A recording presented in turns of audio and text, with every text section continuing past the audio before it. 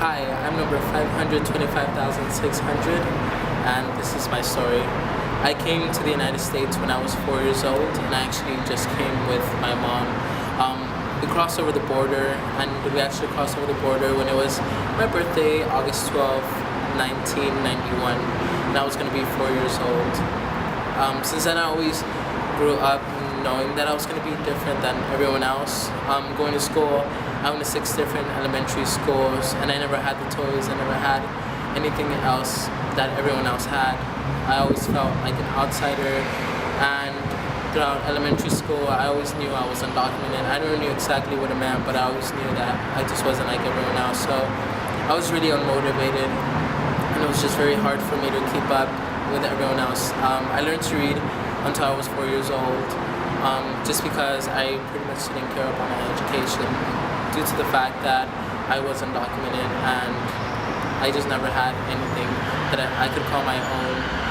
So I was put in a special class, and after that special class, I was like the best reader in my school, and I went out to my 5th grade, and I went to middle school, and in going to middle school, I always knew that was a privilege because my parents didn't have the opportunity to even just graduate from a middle school.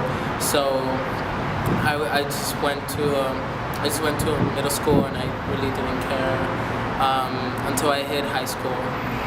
When I went to high school, my brother was a senior, and I was just a freshman. I was an incoming freshman, and I didn't know what to expect. I didn't know anything about high school, how life was going to be like, but all I knew was that I was undocumented. I was really unmotivated throughout high school until my last 2 years, in which I started getting into honors classes and AP classes, and that's when I really started getting a feel for how it was to be in a competitive environment. So even after just high school, I didn't really think I was going to go to college due to the fact that my brother never went to college, my parents never went to college, and I was the first in my family, and I didn't have any money. So come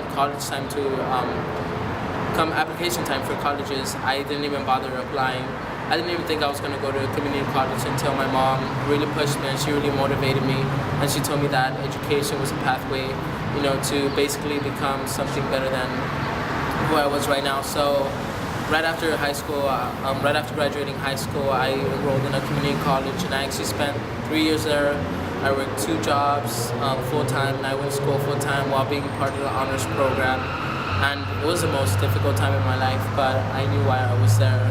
Even though I was unmotivated my entire life, I knew why I was in college, and I knew that it was a privilege, and my mom really supported me. She would pay for my books, and I excelled. I just pretty much worked as hard as I could, and I knew I was undocumented. I knew that I had to work 2 jobs, and that I had to stay up late nights helping my mom figure out which bills to pay or which bills we shouldn't pay and how we should go on with just our lives. So I spent 3 years at a community college, and it was, like I said, it was a very tough time, but I was actually ready to transfer into university after my 2nd year, but I couldn't afford it, so I stayed another year, and I applied to a lot of universities like UCLA, UC San Diego, UC Irvine, and UC Riverside, and I actually ended up getting into all the schools, which was a surprise to me because I never thought that an undocumented student who worked so hard, who worked 2 jobs, who was in the honors program, would actually be able to make it into university. And when I did, my mom told me I wasn't gonna go, even though she pushed education on me and she pushed the university system, on me, for me to go and excel. She was really surprised by the fact that I actually had gotten into UCLA, and she told me that I wasn't gonna go. But it wasn't because I couldn't do it, it's just because I couldn't afford it.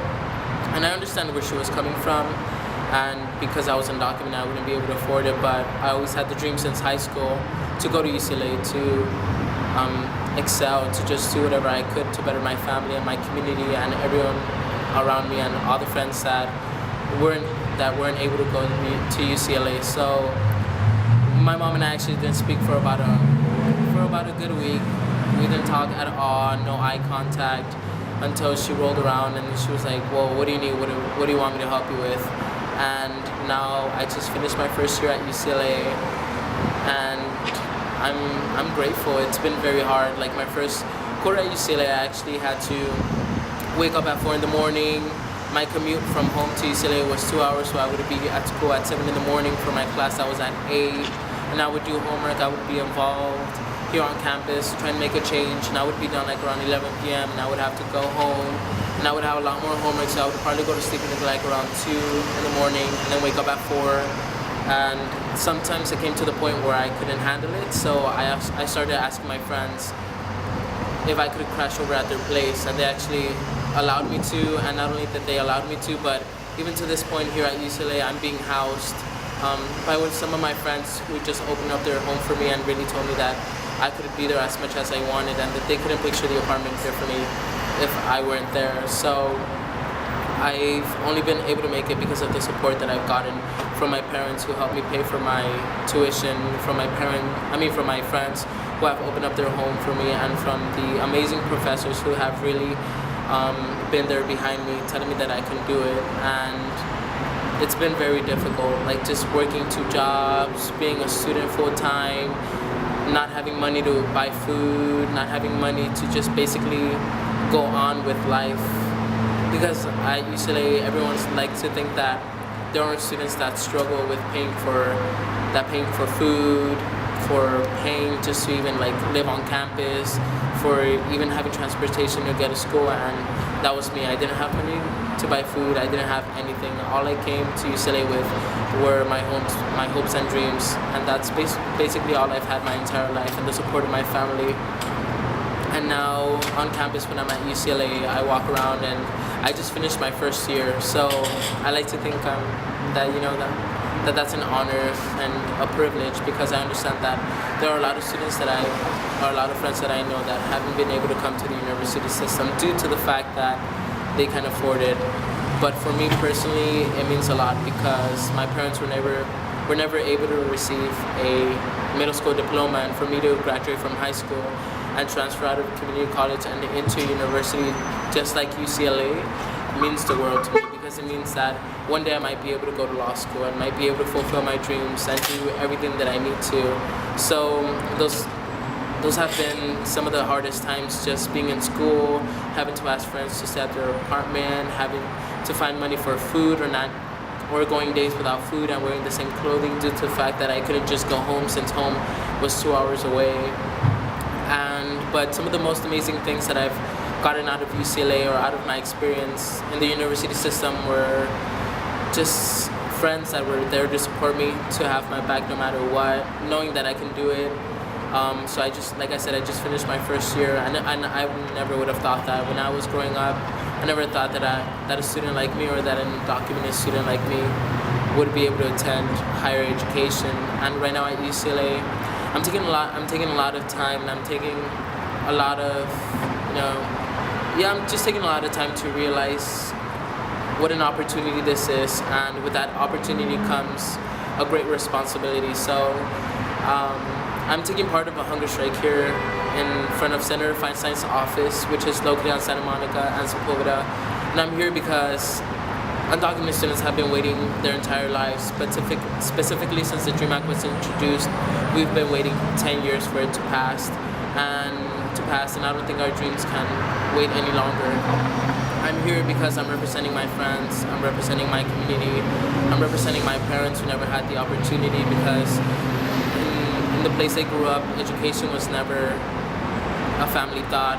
Like, the family never thought that they were going to go to college, that they were going to graduate. All they had to do was work.